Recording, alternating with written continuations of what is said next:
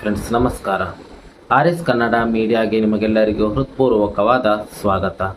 ನೀವಿನ್ನೂ ನಮ್ಮ ಚಾನೆಲನ್ನು ಸಬ್ಸ್ಕ್ರೈಬ್ ಮಾಡದೇ ಇದ್ದರೆ ಈಗಲೇ ಸಬ್ಸ್ಕ್ರೈಬ್ ಮಾಡಿ, ಪಕ್ಕದಲ್ಲಿರುವ ಬೆಲ್ ಐಕಾನ್ ಪ್ರೆಸ್ ಮಾಡಿ. ಯಾಕೆಂದರೆ ನಿಮ್ಮ ನೆಚ್ಚಿನ ಧಾರಾವಾಹಿಗಳ ಹೊಸ ಅಪ್ಡೇಟ್ಗಳನ್ನು ನಾವು ಪ್ರತಿದಿನ ನಿಮಗಾಗಿ ತರುತ್ತೇವೆ. ಸ್ನೇಹಿತರೆ, ಕೆಲವೊಮ್ಮೆ ನಮ್ಮ ಜೀವನದಲ್ಲಿ ನಾವು ಹೇಳುವ ಒಂದು ಮಾತು ಎದುರಾಳಿಗೆ ಮನಸ್ಸಿಗೆ ಎಷ್ಟು ನೋವು ಕೊಡುತ್ತದೆ ಅನ್ನೋದು ನಮಗೆ ಗೊತ್ತಾಗೋದೇ ಇಲ್ಲ. ಆದರೆ ಆ ತಪ್ಪಿನ ಅರಿವಾದ ಮೇಲೆ ಅದನ್ನು ಸರಿಪಡಿಸಲು ಮಾಡಿದ ಒಂದು ಪ್ರಯತ್ನವೇ ಸಂಬಂಧವನ್ನು ಮತ್ತೆ ಗಟ್ಟಿಯಾಗಿಸುತ್ತದೆ. ಇವತ್ತಿನ ಗೌರಿ ಕಲ್ಯಾಣ ಸಂಚಿಕೆಯಲ್ಲಿ ಕೂಡ ಅಂತಹದ್ದೇ ಒಂದು ಭಾವನಾತ್ಮಕ ತಿರುವು ನೋಡಲು ಸಿಗುತ್ತದೆ. ಶುರುವಿನಲ್ಲಿ ವಿವೇಕ್ ಒಬ್ಬನೇ ಕುಳಿತು ತುಂಬ ಯೋಚನೆ ಮಾಡುತ್ತಾನೆ. ಮುಖದಲ್ಲಿ ಚಿಂತೆ, ಮನಸ್ಸಿನಲ್ಲಿ ಸಾವಿರ ಪ್ರಶ್ನೆಗಳು. ಅಯ್ಯೋ, ಗೌರಿ ಕೆಲಸ ಬಿಟ್ಟರೆ ನಮ್ಮ ಆಫೀಸ್ ಪರಿಸ್ಥಿತಿ ಏನಾಗುತ್ತದೆ? ಅವಳಂತಹ ಡಿಸೈನರ್ ಸಿಗೋದು ಅಷ್ಟು ಸುಲಭವಲ್ಲ ಎಂದು ಬೇಸರ ಪಡುತ್ತಾರೆ. ಅಷ್ಟರಲ್ಲಿ ಸರಿತಾ ಅಲ್ಲಿಗೆ ಬಂದು, ವಿವೇಕ್, ಏನಾಯಿತು? ಇಷ್ಟು ಹೊತ್ತಿನಲ್ಲಿ ಒಬ್ಬನೇ ಕೂತು ಯೋಚನೆ ಮಾಡ್ತಾ ಇದ್ದೀಯಲ್ಲ ಎಂದು ಕೇಳುತ್ತಾರೆ. ಆಗ ವಿವೇಕ್, ಅಮ್ಮ, ಗೌರಿ ಈ ಪತ್ರವನ್ನೇ ತೆಗೆದುಕೊಳ್ಳಲಿಲ್ಲ. ಆಫೀಸ್ ಕೆಲಸವೂ ಬೇಡ ಅಂದು ಬಿಟ್ಟರು. ನೀವು ಆ ದಿನ ಹಣದ ವಿಷಯ ಹೇಳಿದ ಮೇಲೆ ಅವಳ ಮನಸ್ಸಿಗೆ ತುಂಬ ನೋವಾಗಿದೆ. ಈಗ ಅವಳು ಯಾವುದೇ ಕಾರಣಕ್ಕೂ ಬರಲ್ಲ ಅಂತ ಹೇಳಿಬಿಟ್ಟಿದ್ದಾಳೆ ಎಂದು ಬೇಸರದಿಂದ ಹೇಳುತ್ತಾರೆ. ಸ್ನೇಹಿತರೆ, ಇಲ್ಲಿ ಒಂದು ಮಾತು ನೆನಪಾಗುತ್ತದೆ. ಮಾತು ಬಾಣದಂತೆ, ಒಮ್ಮೆ ಹೊರಟರೆ ಮತ್ತೆ ಹಿಂದಕ್ಕೆ ಬರುವುದಿಲ್ಲ.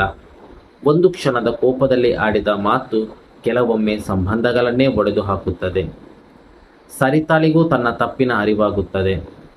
ಇಲ್ಲ, ನಾನು ಸ್ವತಃ ಗೌರಿ ಜೊತೆ ಮಾತನಾಡ್ತೀನಿ, ಅವಳ ಮನಸ್ಸು ಗೆಲ್ಲುವುದು ನನ್ನ ಜವಾಬ್ದಾರಿ ಎಂದು ನಿರ್ಧಾರ ಮಾಡುತ್ತಾರೆ. ಆದರೆ ಗೌರಿ ತವರು ಮನೆಗೆ ಹೋಗಿದ್ದಾರೆ ಎಂದು ತಿಳಿದಾಗ ಅವಳು ಮನೆಗೆ ಬಂದ ನಂತರ ಖಂಡಿತ ಮಾತನಾಡುತ್ತೇನೆ ಎಂದು ಮನಸ್ಸಿನಲ್ಲಿ ತೀರ್ಮಾನ ಮಾಡುತ್ತಾರೆ.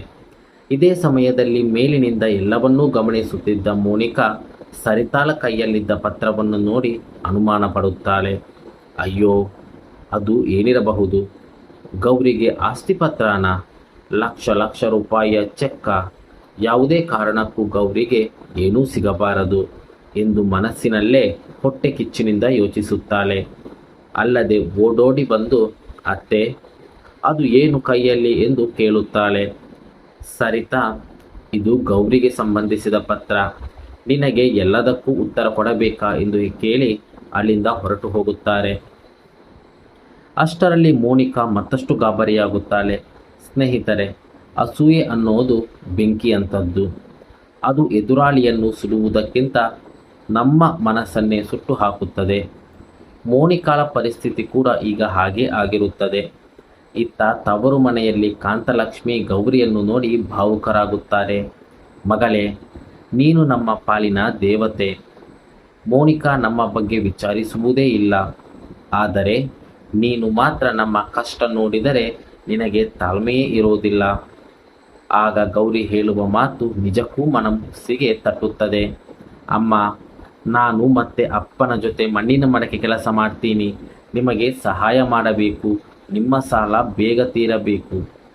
ಸ್ನೇಹಿತರೆ, ತಂದೆ ತಾಯಿಯ ಕಷ್ಟ ನೋಡಿ ಸಹಾಯ ಮಾಡಲು ಬಯಸುವ ಮಗಳ ಮನಸ್ಸು ಎಷ್ಟು ದೊಡ್ಡದು ಅಲ್ವಾ? ಇವತ್ತಿನ ಕಾಲದಲ್ಲಿ ಇಂತಹ ಮಕ್ಕಳನ್ನು ಕಾಣೋದೇ ಅಪರೂಪ. ಆದರೆ ಕಾಂತಲಕ್ಷ್ಮಿ ಮಾತ್ರ, ಗೌರಿ, ನೀನು ಈಗ ಗಂಡನ ಮನೆಯ ಸೊಸೆ, ಅಲ್ಲಿ ಗೊತ್ತಾದರೆ ನಿನ್ನ ಜೀವನಕ್ಕೆ ಕುಂದು ತರುತ್ತದೆ ಎಂದು ಹೇಳುತ್ತಾರೆ. ಆದರೆ ಗೌರಿ, ನಮ್ಮ ಅಪ್ಪ ಅಮ್ಮ ಕಷ್ಟದಲ್ಲಿದ್ದಾಗ ನಾನು ಸಹಾಯ ಮಾಡದೇ ಇದ್ದರೆ ಮಗಳಾದ ನನ್ನ ಅರ್ಥವೇನು ಎಂದು ಕೇಳುವ ದೃಶ್ಯ ಪ್ರತಿಯೊಬ್ಬರ ಕಣ್ಣಲ್ಲೂ ನೀರು ತರಿಸುತ್ತದೆ. ಕೊನೆಗೆ ಗೌರಿ ಮನೆಗೆ ಹಿಂದಿರುಗುತ್ತಾರೆ. ಸರಿತಾ ಪ್ರೀತಿಯಿಂದ ಕರೆದು, ಗೌರಿ, ನಿನ್ನ ಜೊತೆ ಒಂದು ಮುಖ್ಯವಾದ ವಿಷಯ ಮಾತನಾಡಬೇಕು ಎಂದು ಹೇಳುತ್ತಾರೆ. ಗೌರಿ, ಏನತ್ತೆ ಎಂದು ಕೇಳಿದಾಗ, ನೀನು ಯಾಕೆ ಆಫೀಸ್ ಕೆಲಸ ಬೇಡ ಅಂದೆ? ನಿನ್ನ ಡಿಸೈನ್ ನೋಡಿದ ಮೇಲೆ ನನಗೆ ನಿನ್ನ ಮೇಲೆ ತುಂಬ ಹೆಮ್ಮೆ ಆಯಿತು. ಇಂತಹ ಪ್ರತಿಭೆಯನ್ನು ಕಳೆದುಕೊಳ್ಳೋಕೆ ನನಗೆ ಇಷ್ಟ ಇಲ್ಲ ಎಂದು ಮನಸಾರೆ ಮಾತನಾಡುತ್ತಾರೆ. ನಂತರ ಎಲ್ಲರಿಗೂ ಅಚ್ಚರಿ ಆಗುವ ನಿರ್ಧಾರ ತೆಗೆದುಕೊಳ್ಳುತ್ತಾರೆ. ವಿವೇಕ್, ಇನ್ನು ಮುಂದೆ ಗೌರಿಗೆ ತಿಂಗಳಿಗೆ 1,00,000 ರೂಪಾಯಿ ಸಂಬಳ ಕೊಡು. ಅದು ಸಂಬಳ ಅಲ್ಲ, ಅವಳ ಪ್ರತಿಭೆಗೆ ಕೊಡುವ ಗೌರವ ಎಂದು ಹೇಳುತ್ತಾರೆ. ಈ ಮಾತು ಕೇಳಿದ ಗೌರಿಗೆ ನಂಬುವುದೇ ಆಗುವುದಿಲ್ಲ. ಸರಿತಾ ಇನ್ನು ಮುಂದೆ ಬಂದು, ಗೌರಿ, ನನ್ನಿಂದ ನಿನಗೆ ನೋವಾಗಿದ್ದರೆ ಕ್ಷಮಿಸು, ದಯವಿಟ್ಟು ನಮ್ಮ ಆಫೀಸ್ಗೆ ಬಾ ಎಂದು ಕ್ಷಮೆ ಕೇಳುತ್ತಾರೆ.